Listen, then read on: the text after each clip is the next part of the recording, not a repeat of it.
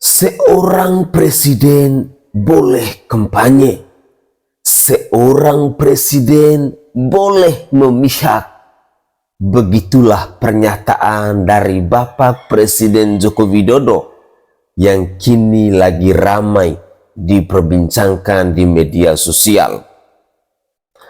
Assalamualaikum warahmatullahi wabarakatuh. Salam Om Swastiastu, Namo Buddhaya, salam kebajikan dan salam sejahtera untuk kita semua. Saudaraku sebangsa dan setanah air, para penonton kanal YouTubeku yang sangat saya hormati dan sangat saya cintai. Bapak Haji Ganjar Pranowo akhirnya merespon pernyataan dari Presiden Joko Widodo. Presiden Joko Widodo mengatakan bahwa seorang presiden itu boleh berkampanye, seorang presiden itu boleh memihak. Enak banget ya apa yang diucapkan oleh Presiden Joko Widodo ini. Dulu Jokowi berbicara soal netralitas, tetapi kali ini Joko Widodo juga yang melanggar soal netralitas. Lantas apa kira-kira tanggapan dari Bapak Haji Ganjar Pranowo? Mari kita simak bersama-sama cuplikan video berikut ini, karena ada bocah SMP yang juga menanggapi pernyataan dari Presiden Joko Widodo ini. Untuk lebih jelasnya saya ingin mengajak pemirsa sekalian, mari kita bersama-sama menyimak cuplikan-cuplikan video berikut ini. Selamat menyaksikan. Setiap menteri sama saja, yang paling penting presiden itu boleh lo kampanye, presiden itu boleh lo memihak, boleh. Sudah ada aturannya ya, hanya kalau tidak salah pasalnya tidak tunggal, itu pasalnya berlapis. Kalau dia incumbent maka boleh, kalau tidak saya kira netralitas menjadi penting. Karena statement beliau sebelumnya semua harus netral, termasuk para kepala daerah. Maka rasanya statement yang pertama menurut saya harus lebih pas untuk diterapkan.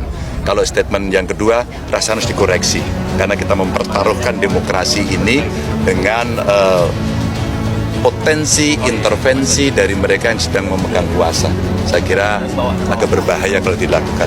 Meskipun tentu saja karena secara hukum itu diperbolehkan, maka itu akan menjadi perdebatan, dan hari ini perdebatan sudah terjadi. Maka tata KPU, orang yang incumbent itu harus izin pada dirinya sendiri. Itulah namanya konflik of interest. Jadi akan semakin rumit. Rasanya segera kembalikan netralitas kepada mereka yang memang punya potensi untuk bisa menyalahgunakan TNI, Polri, ASN, kepala daerah, ya, dan tentu saja Presiden.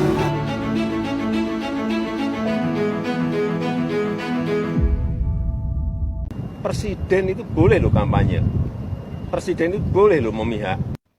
Bapak Presiden Republik Indonesia Joko Widodo yang terhormat, Bapak adalah seorang kepala negara untuk seluruh rakyat Indonesia, bukan untuk sebagian rakyat Indonesia, di mana seorang kepala negara itu seharusnya menjadi panutan, contoh baik dan tauladan.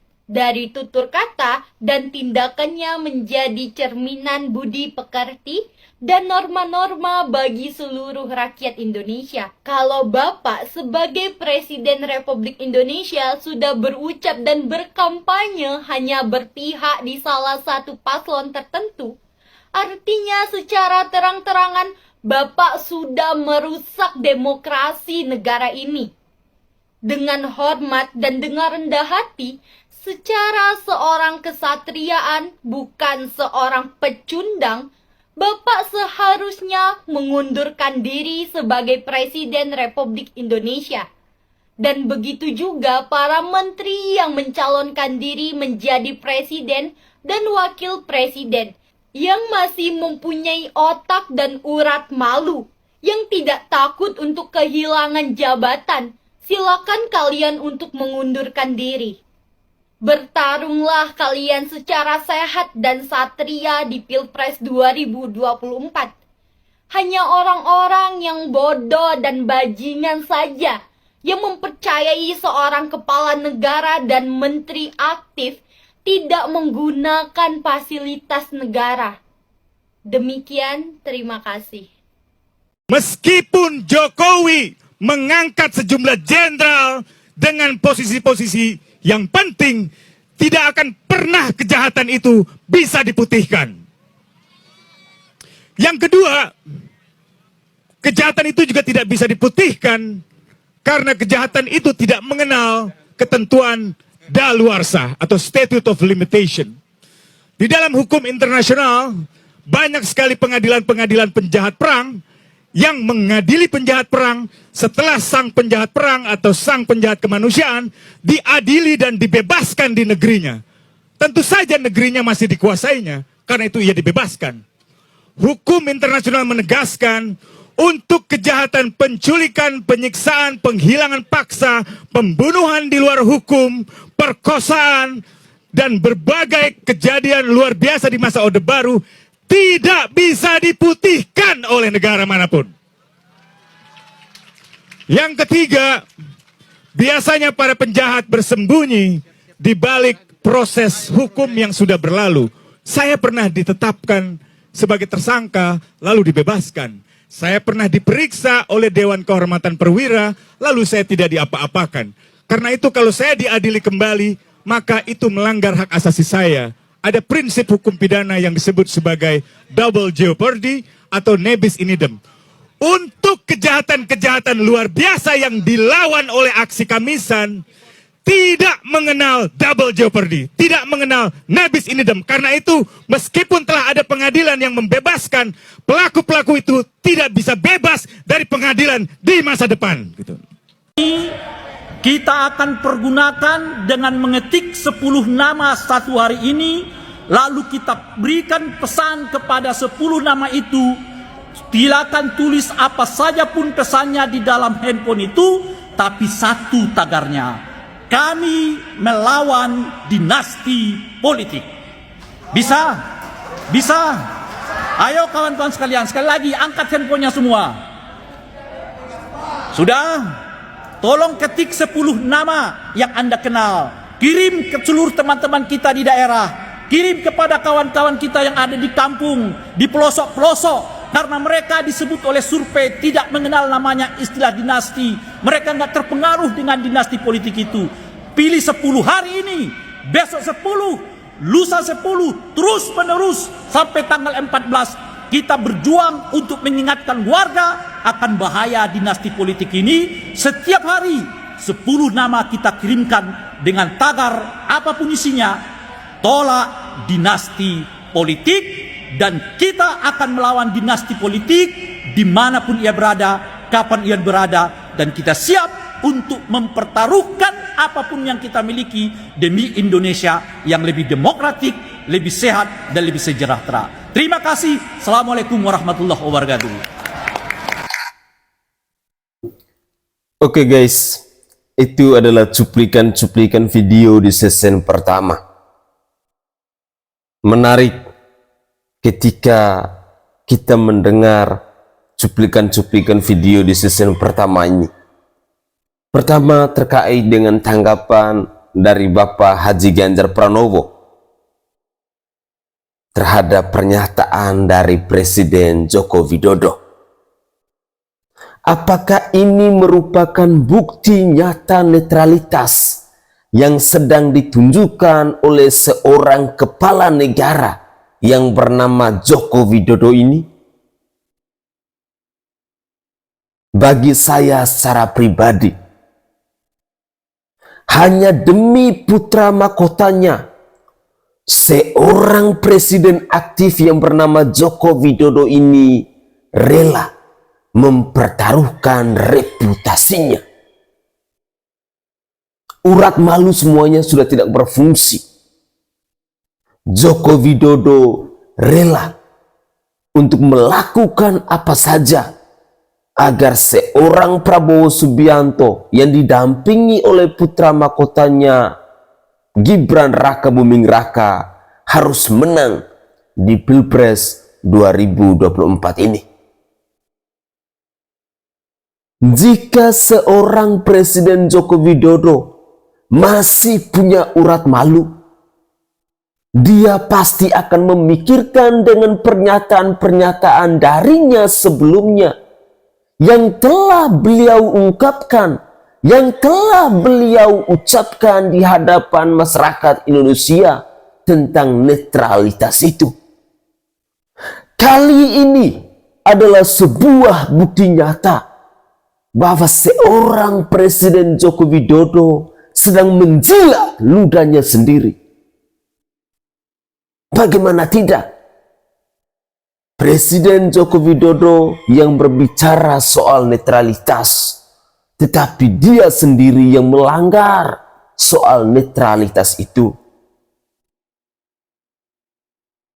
Ketika Joko Widodo berbicara bahwa seorang presiden bisa berkampanye, seorang presiden bisa memihak, seolah-olah negara ini, bangsa ini adalah milik dari kelompok-kelompok tertentu. Seolah-olah Presiden Joko Widodo adalah seorang kepala negara dari koalisi Indonesia Maju ini. Tanggapan yang diberikan oleh seorang gadis remaja tadi membuktikan kepada kita semua bahwa rakyat Indonesia hari ini sudah melek.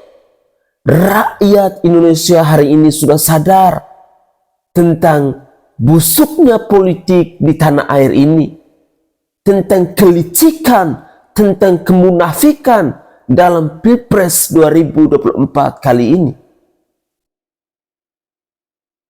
Mari, mereka-mereka yang sedang membangun politik dinasti, mereka-mereka yang hari ini terus bersuara melawan kelaziman yang dilakukan oleh para penguasa di bangsa ini, demi kebaikan, demi kebenaran, kita harus bangkit, kita harus lawan, kita harus bersuara.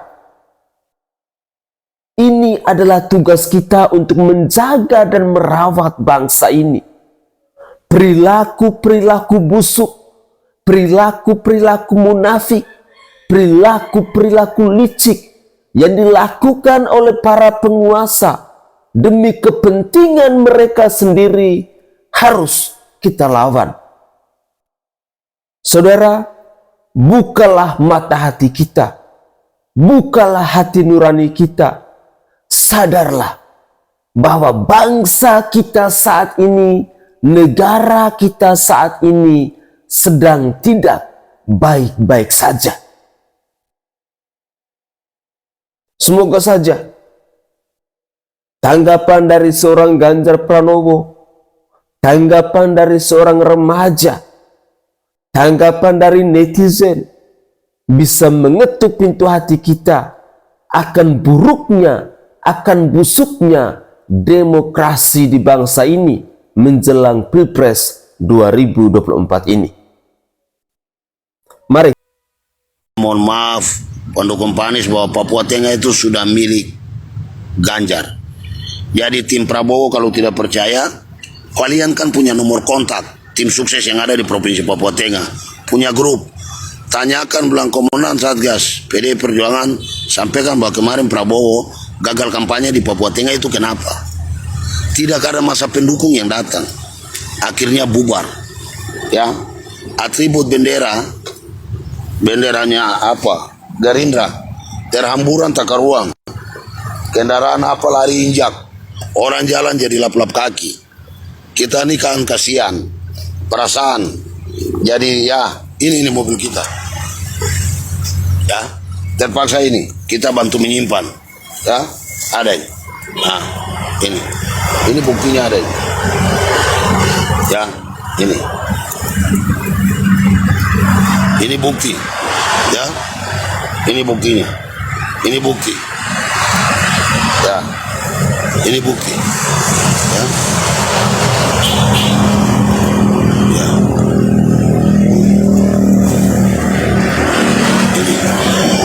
kami Satgas PD Perjuangan tunjukkan yang baik kepada Prabowo dan Partai Gerindra, bahwa dengan rasa kekecewaan Partai Gerindra kemarin karena Prabowo kemarin karena gagal kampanye untuk Papua Tengah, Provinsi Papua Tengah, saya selaku Komandan Satgas PD Perjuangan menyimpan atribut saudara, bendera, yang dibiarkan terlantar karena kecewa. Tim sukses bubar, masing-masing pulang. Baku tengkar, baku pukul di lapangan sini. Satu pun masa pendukung tidak datang. Akhirnya gagal kampanye untuk Papua Tengah. Ini buktinya. Ya, ini bukti. Ya, ini bukti. Kalau orang Papua ada yang mau pilih Prabowo, mungkin terhambur di jalan, dia sudah bantu menyimpan. Tapi tidak ada, malah dia jalan injak. Saya ini lawan politiknya, Komandan Satgas PDIP, tapi saya manusia yang punya hati. Saya bantu menyimpan. Saya nanti antar kembali. Begitu. Itu fakta. Ini buktinya. Jadi Papua Tengah Gerindra sayonara. Faya con Dios. Selamat tinggal. Faya con Dios. Prabowo faya con Dios untuk Papua Tengah. Nikam. Ini bukti. Kami tidak tahu bicara tipu, kita tidak tahu bicara putar. Ini bukti saya yang menyimpan benderanya Gerindra. Terhamburan, kecewa karena kemarin gagal kampanye untuk Papua Tengah. Tidak ada satu masa pendukung yang datang. Merdeka.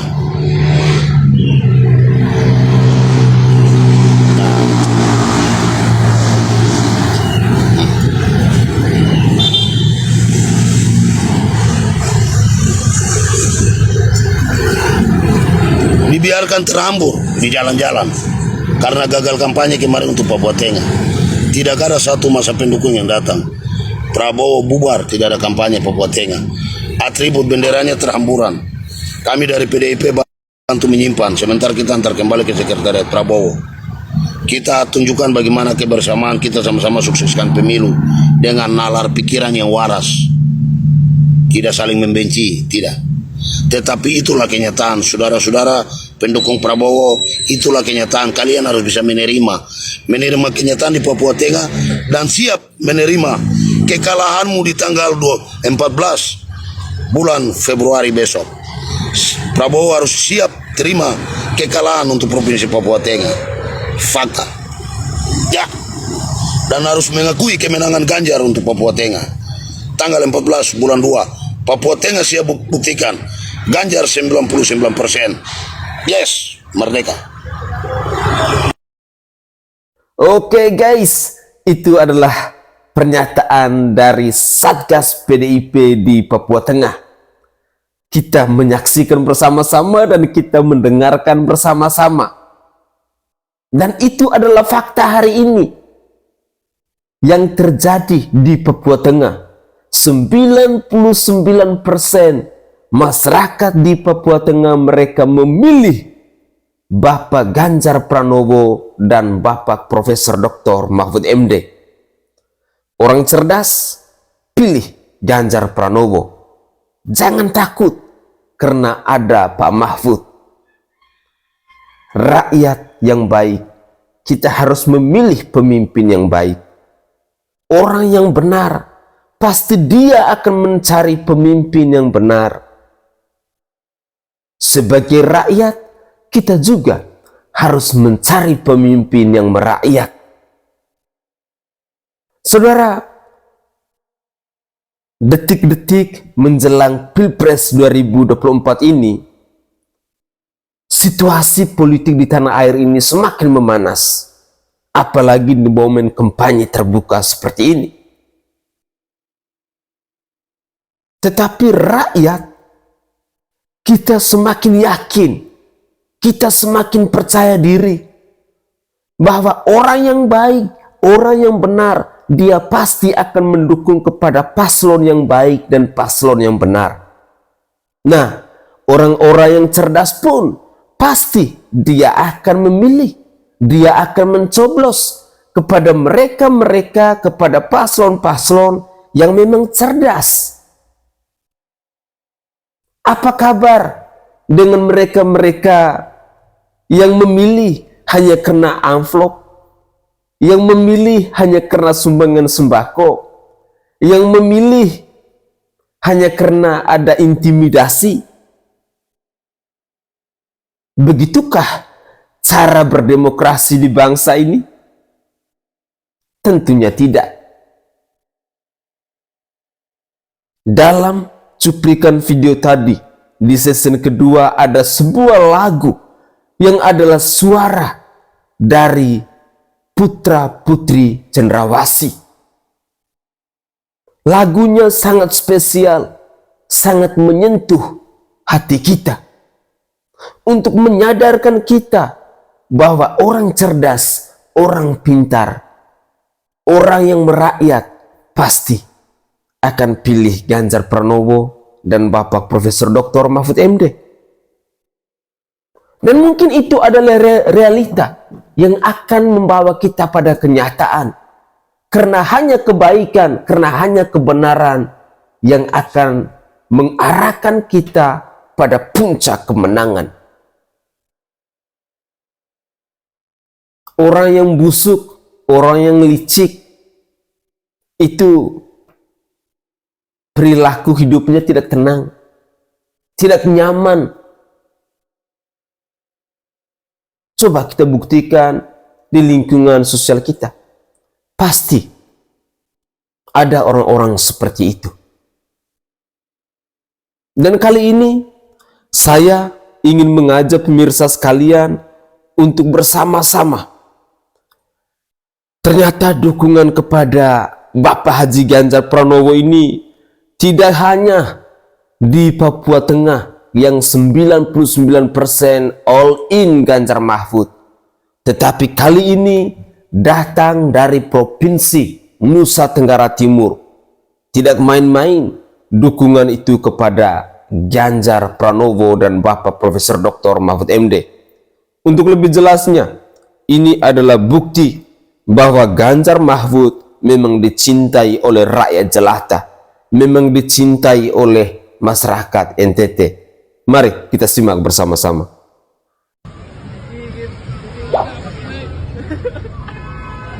Ganjar.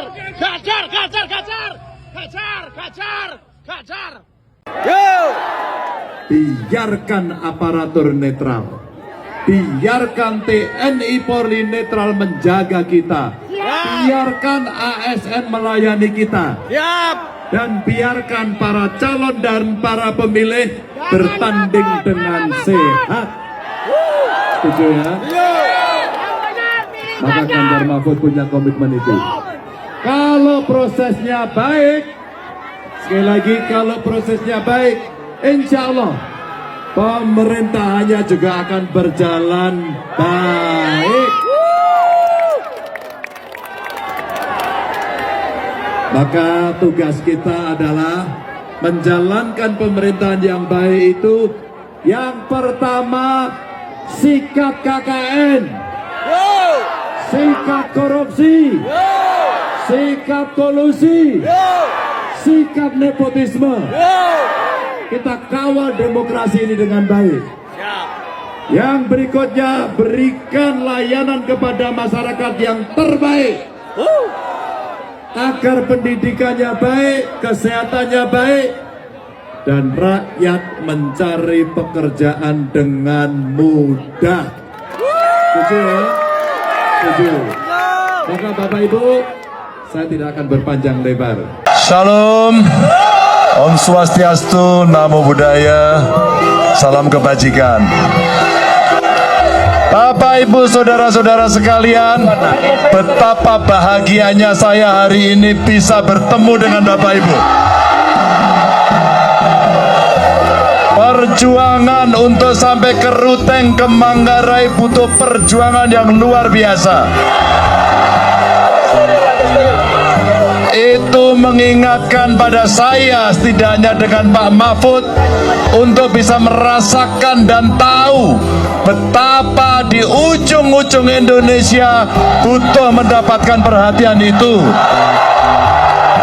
Sama kemudian ketika hari ini kita berkumpul di tempat ini dengan guyuran hujan yang menyejukkan, membuat mental kita kuat, membuat hati kita makin membaca.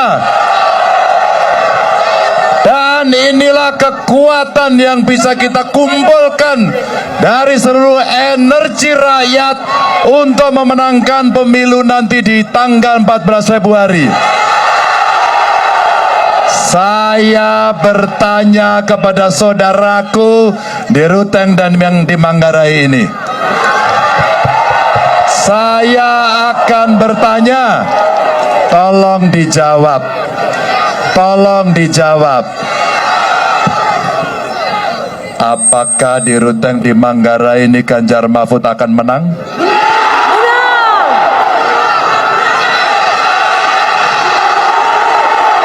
Saya tidak dengar. Apakah di Manggarai akan menang? Yang di sana saya belum dengar. Menang tidak? Alhamdulillah. Terima kasih. Kita berdoa kepada Tuhan. Hujan pun berkompromi dengan kebaikan Bapak Ibu hari ini. Oke guys, rakyat jelata memang berjuang untuk memenangkan Ganjar Pranowo dan Bapak Profesor Dr. Mahfud MD yang dapat kita saksikan melalui cuplikan-cuplikan video berikut ini. Memang terus terang ya, ketika kita melihat fenomena dan fakta-fakta politik saat ini, pemimpin yang menurut saya punya niat untuk membangun bangsa dan negara ini hanya Bapak Ganjar Pranowo dan Bapak Profesor Dr. Mahfud MD. Benar-benar punya niat. Coba kita buat perbandingan. Tetapi soal keputusan itu, siapa yang harus kita pilih, siapa yang harus kita dukung, itu adalah suara hati nurani. Tidak bisa kalian mendengar cerita dari orang lain. Tidak bisa kalian tunggu dibayar dengan amplop, tunggu dibayar dengan sembako. Tidak. Satu suara kita sangat berarti untuk menentukan maju atau tidaknya bangsa ini. Sehingga dengan demikian, dalam pemilihan calon-calon pemimpin kita di tanggal 14 Februari nanti, kita memang benar-benar sudah siap, sungguh-sungguh memanfaatkan momen ini untuk menentukan pemimpin yang memang benar-benar berkualitas, yang memang benar-benar berintegritas, yang memang benar-benar dia merakyat dan dia juga punya niat untuk membangun bangsa ini. Carilah pemimpin yang merakyat. Carilah pemimpin yang mau duduk, berdiskusi dan berdialog dengan rakyat. Carilah pemimpin yang mau mendengarkan keluh kesah rakyat. Jangan memilih pemimpin yang hanya mau duduk manis di istana, yang hanya mau duduk manis dalam ruangan ber-AC. Jangan.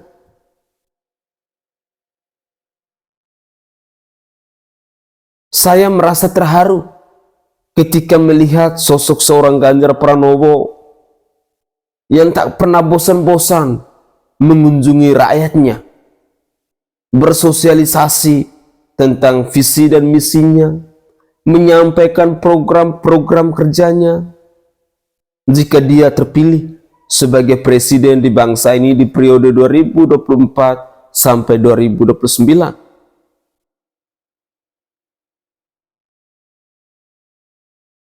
Visi misi dari Ganjar Pranowo yang salah satunya adalah sikat KKN, sikat korupsi, sikat kolusi, sikat nepotisme. Jaga demokrasi di bangsa ini. Itu adalah sebuah visi dan misi besar dari seorang Ganjar Pranowo dan Bapak Profesor Dr. Mahfud MD. Apakah calon-calon pemimpin yang lain punya komitmen yang sama? Punya visi yang sama? Berjuang untuk mensejahterakan bangsa ini? Berjuang untuk mensejahterakan generasi penerus bangsa ini? Mari bersama-sama kita harus mampu untuk memilih pemimpin terbaik.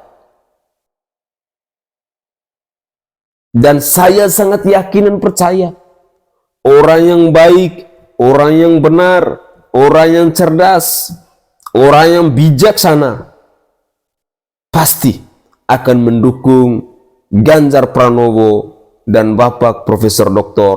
Mahfud MD. Tetapi kalau bagi mereka-mereka yang licik, bagi mereka-mereka yang munafik, kita tahu siapa yang akan mereka dukung. Sekali lagi, pilihlah pemimpin yang berkualitas dan mari kita jaga Pilpres 2024 ini dengan memilih mereka-mereka yang punya niat untuk menjadi pemimpin di bangsa ini. Begitulah kira-kira. Saya Sainai dari Provinsi Nusa Tenggara Timur. Saatnya kita yang rakyat jelata harus berani untuk bersuara. Salam hormat, salam NKRI, dan salam Pancasila untuk kita semua. Tetaplah semangat dan jangan lupa untuk selalu berpikir waras.